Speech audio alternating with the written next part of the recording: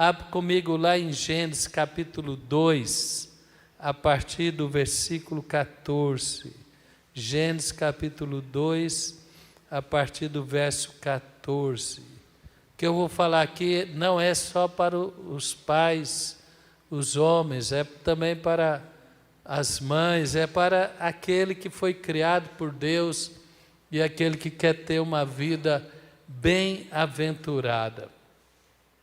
Gênesis 2, versículo 15. Tomou, pois, o Senhor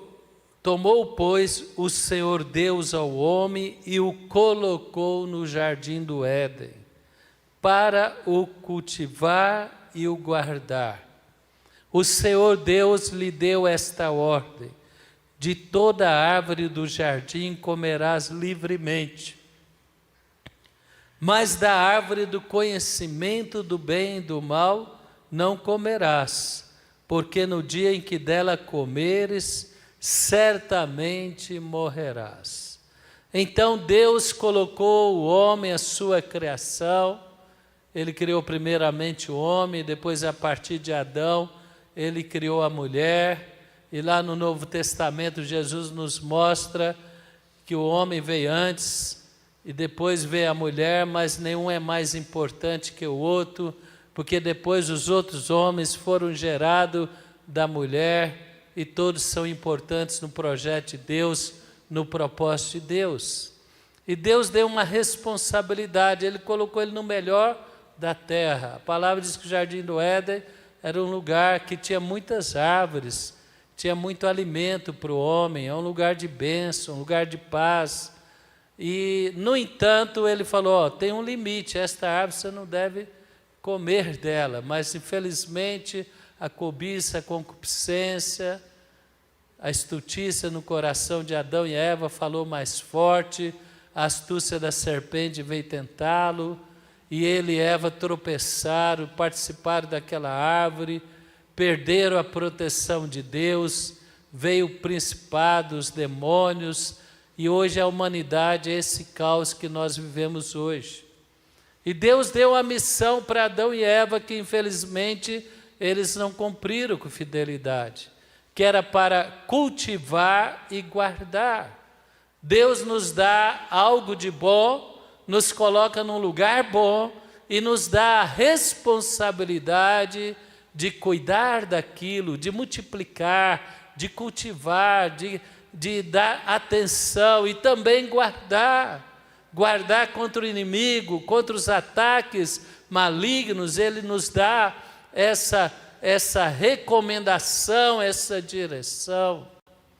E você que é pai, você que é mãe, você que é senhor da sua vida, você que está como filho na sua família, você que é um profissional na sociedade, você que é um cristão, eu e você temos a responsabilidade hoje também de cultivar e guardar aquilo que Deus nos deu. Porque Deus nos deu uma segunda chance.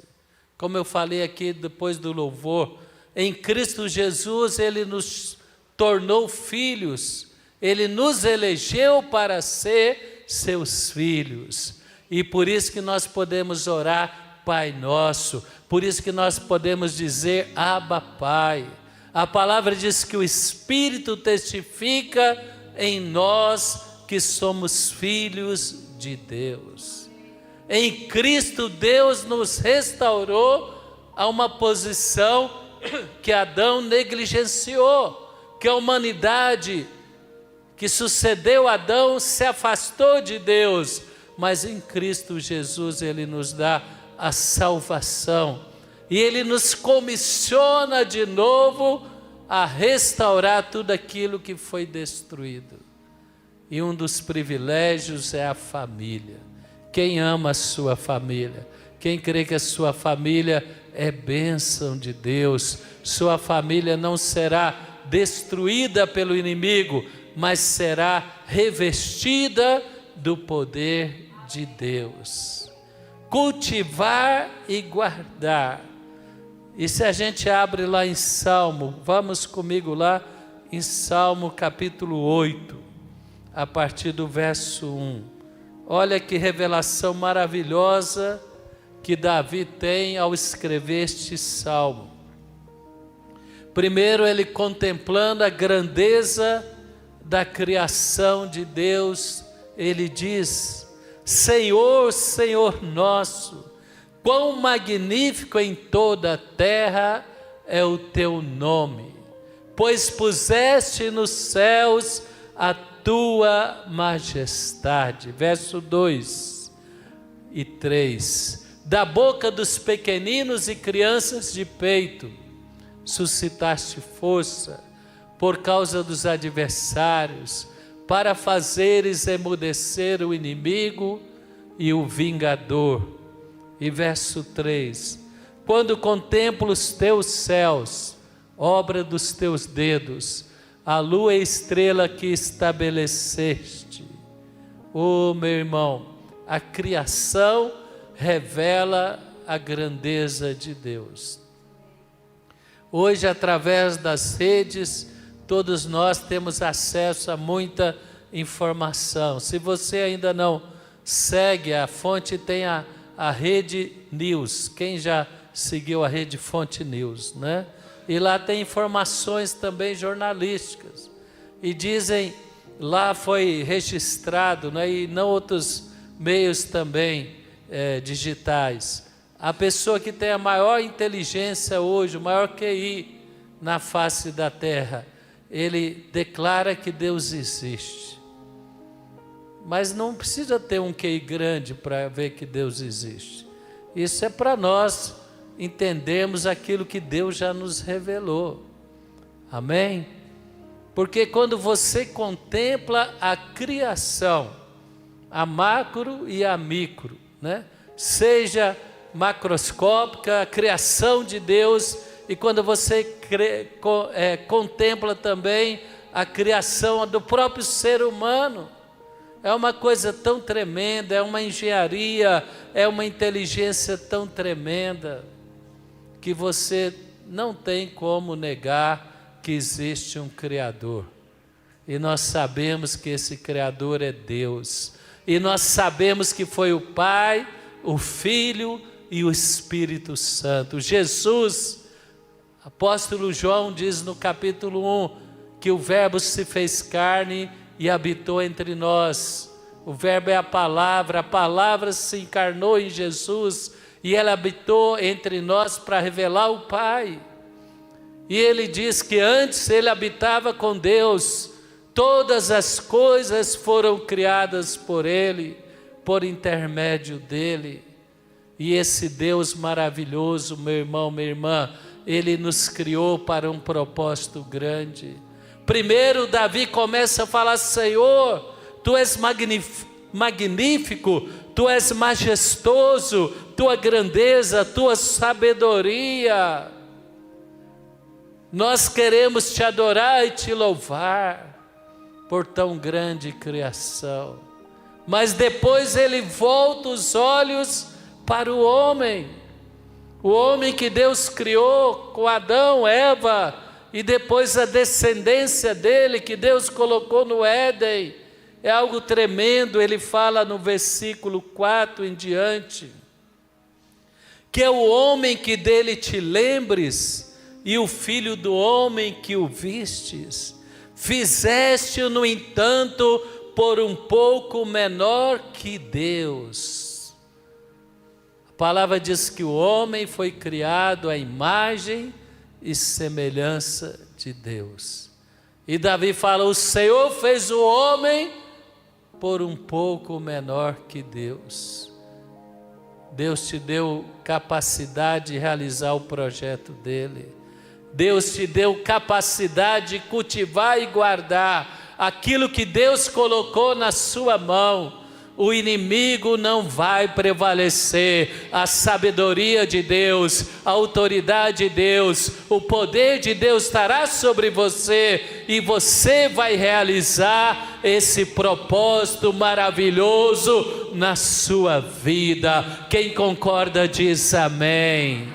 Então levanta as mãos e fala: meu Deus, meu Pai Celestial, eu te agradeço porque o Senhor me criou não para ser envergonhado, não para ser frustrado, mas o Senhor me criou para realizar um propósito maravilhoso. E eu creio, ó Deus, que através da palavra do Espírito na igreja não serei frustrado, em nome de Jesus. Quem pode aplaudir ao Senhor? Davi, ele entendeu isso. Às vezes nós estamos muito para baixo, olhamos para as dificuldades, para as crises, para os problemas, olhamos para as nossas limitações, mas esquecemos de entender que Deus que nos colocou aqui com um propósito, para cultivar esse propósito, para realizar esse propósito, para guardar este propósito. A igreja é onde Deus opera. A igreja é onde passa o processo de restauração da nossa mente, da nossa alma, da nossa família, da nossa vida profissional, da nossa vida sacerdotal, espiritual.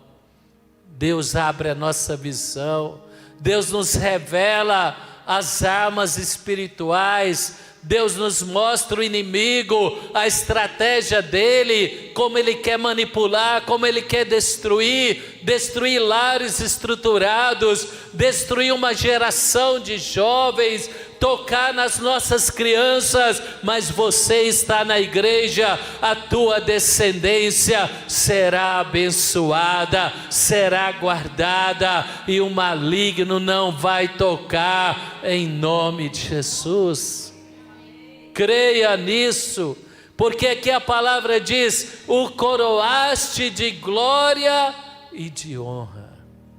Deus preparou para mim e para você, não é vergonha, não é desonra, não é fracasso, não é derrota. Deus preparou para mim e para você glória e honra.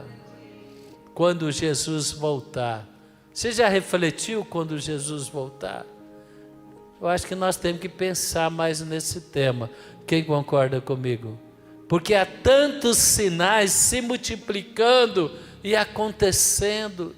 Quando Jesus voltar, Ele vai perguntar: meu filho, minha filha, eu te dei a palavra, eu te dei o Espírito, eu te dei a igreja, o que você fez? Você está cultivando? Você guardou aquilo que eu te dei? Ou você deixou o desânimo, a dúvida, a incredulidade prevalecer? Não é fácil, mas maior é aquele que está conosco do que aquele que se levanta contra nós. Tudo posso naquele que me fortalece. Quero chegar diante do Senhor, se tiver a oportunidade de ver Ele voltar e ser arrebatado, ou então se Ele levar, mas quando Ele ressuscitar, quero chegar diante dEle e falar como Paulo: combati o bom combate, guardei a fé, a coroa da justiça me está preservada. Paulo, ele entendeu o Salmo 8, ele falou: não, o diabo não levou a minha coroa. Como que Deus faz isso, irmão? Primeiro Ele te dá autoridade. O diabo não tem autoridade, mas ele tem um poder de blefar, de enganar. O diabo nunca fala a verdade, ele sempre fala mentira. Ou ele pega uma verdade e ele distorce para produzir uma mentira. Ele pega fatos reais, mas te leva a tirar conclusões erradas.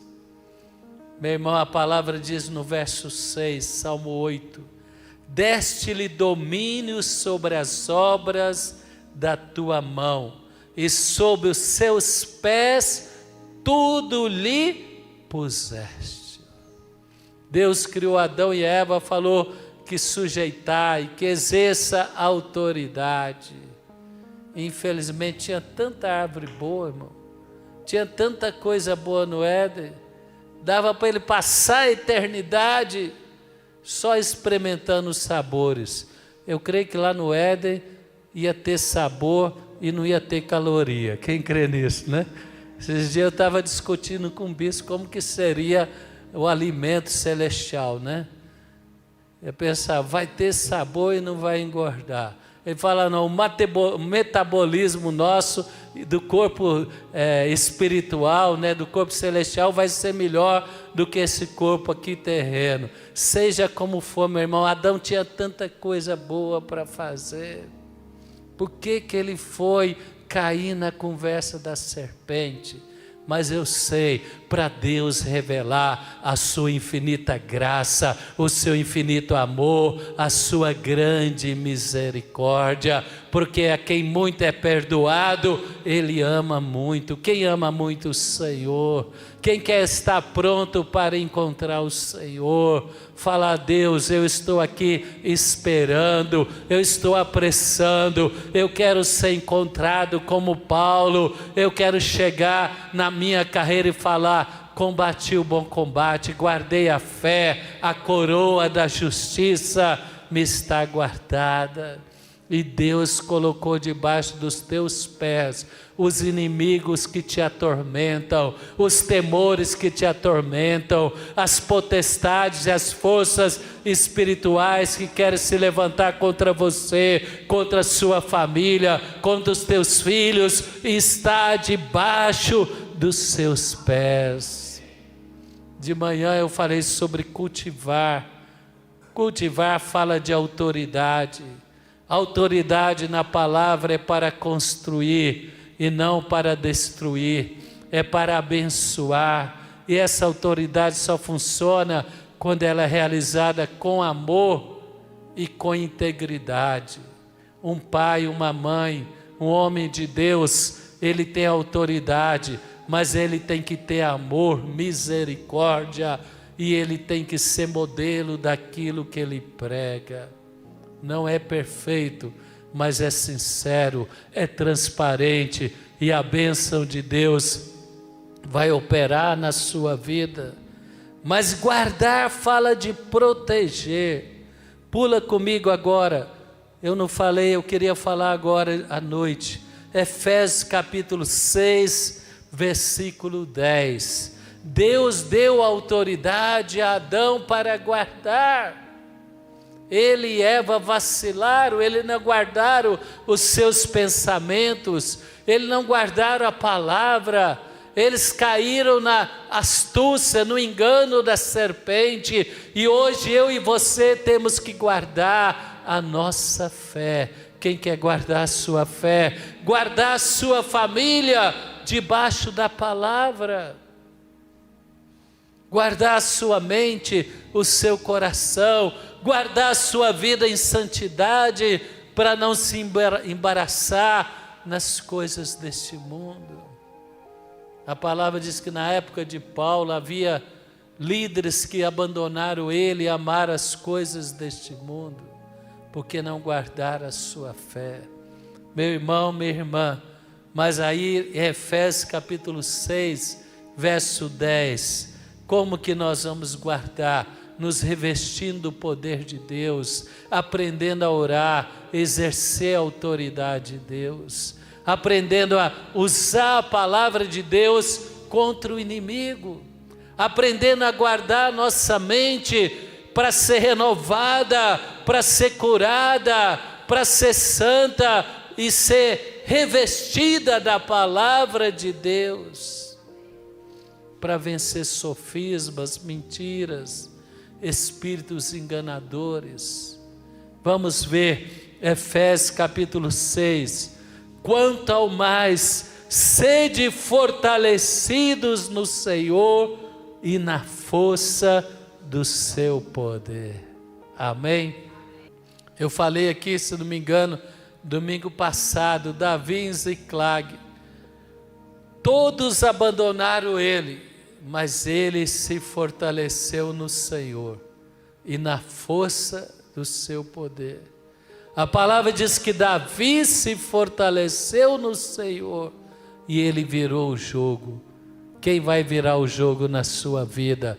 Aonde o inimigo está ganhando, aonde o inimigo está te envergonhando, onde o inimigo está te atormentando, você vai virar o jogo na sua vida. Ele fala: seja fortalecido no Senhor e na força do seu poder. Revesti-vos de toda a armadura de Deus. Mais do que nunca, irmão, essa palavra se faz necessária, porque os demônios, as perturbações, os ataques na mente, os ataques na alma, nas emoções, eu e você temos que estar revestidos da armadura de Deus para discernir, para rebater, para vencer e para atacar o inimigo, para que não se levante mais contra nós. Revesti-vos de toda a armadura de Deus para poder ficar firme contra as ciladas do diabo. Porque a nossa luta não é contra sangue e carne, mas contra principados, potestades, dominadores deste mundo tenebroso, contra as forças espirituais do mal nas regiões celestes. O cristão, eu falei hoje de manhã, mais do que nunca ele precisa de oração, de conhecer a palavra e de congregar. Quando eu e você oramos, conhecemos a palavra e congregamos, meu irmão, nós vamos ser pessoas que estaremos aprendendo a usar a armadura de Deus. Então há uma luta espiritual, uma guerra espiritual. O diabo sopra na sua mente mentiras, pensamentos. Ele pode usar a boca de pessoas, ele pode usar redes digitais, ele pode usar circunstâncias. Eu e você temos que ter discernimento e rebater. Como eu sei o que é de Deus e o que não é de Deus? Usando a mesma maneira que Jesus. Como que Jesus venceu o diabo? Lá em Mateus 4, quando Satanás tentou a Jesus, ele tentou que Jesus, faminto, 40 dias, sem pão, sem água, uma fome de 40 dias, e ele tentou distorcer a palavra, falou: olha, manda que esta pedra se torne pão. Jesus falou: assim está escrito, nem só de pão o homem viverá, mas de toda a palavra que procede da boca de Deus. Sabe o que Jesus falou? Em primeiro lugar, não estou eu, não é o meu desejo, não é a minha necessidade. Em primeiro lugar está Deus, e quando eu estou no propósito de Deus, não faltará provisão, ainda que eu viva momentos de escassez. E o que aconteceu, meu irmão? Depois que Jesus foi provado, vieram os anjos e serviram ele. Quem crê que foi um de jejum abençoado, uma mesa preparada pelos anjos? Quem pode aplaudir o Senhor? Por que Jesus usou a palavra? Por que ele não usou os atributos divinos? É claro, primeiro porque ele estava em carne, mas segundo, ele queria usar ferramentas e armas que nós podemos usar. Quem entende o que eu estou falando? A hora que vem um sentimento, a hora que vem uma acusação, a hora que vem algo na sua mente, uma tormenta na sua alma, você procura ali na sua memória da Bíblia. Você que lê a Bíblia diariamente, quem lê a Bíblia diariamente, quem ouve a pregação da palavra 2, 3 vezes por semana, a sua mente está sendo renovada, ali na sua mente está vindo Logos, a palavra, tomando os seus pensamentos, guardada lá na sua memória interior. aí você resgata aquela promessa. Fala: o Senhor é o meu pastor, nada me faltará. Você vence temores, sentimentos, perturbações que querem dominar, roubar a sua fé, roubar a sua alegria. Principados, potestades. Jesus usou a palavra para rebater os ataques. Qual foi a outra tentação? A palavra diz que ele levou a um pináculo, uma torre alta. E ele falou: pula daqui, porque está escrito: aos teus anjos dará ordem ao teu respeito, para que não tropeces. Jesus falou: mas também está escrito: não tentarás o Senhor teu Deus. O que fizeram os amigos de Daniel? Chegaram diante do rei, que queria que eles se dobrassem diante da estátua de ouro. E ele falou: se o meu Deus quiser nos livrar da fornalha, Ele nos livrará. Mas se Ele não quiser, fique sabendo, ó rei, que a minha fé em Deus é absoluta, e nem com a ameaça da fornalha eu vou dobrar diante dos demônios e os ídolos de Babilônia. E Deus preservou ele do fogo. E finalmente Jesus falou: o diabo tentou comprar Jesus. Ele falou: toda a glória e o reino desse mundo eu te darei. Irmão, a parábola do administrador: use as riquezas desse mundo para abençoar o reino. Não dê o seu coração para as conquistas desse mundo. Use, seja fiel no dízimo, seja fiel na oferta, mas use os recursos que Deus te deu, claro, para o seu conforto, para o seu bem-estar, para a sua família, é legítimo, mas não seja avarento. Semeie o seu dízimo com alegria, semeie a sua oferta com alegria, participa dos desafios da igreja. Sabe por quê? Porque tudo vai passar. Já pensou? Tudo vai passar. Quando Jesus voltar, não pode falar: Jesus, olha, eu tenho um valor lá aplicado. Jesus falou: mas aqui a sua moeda não vale nada.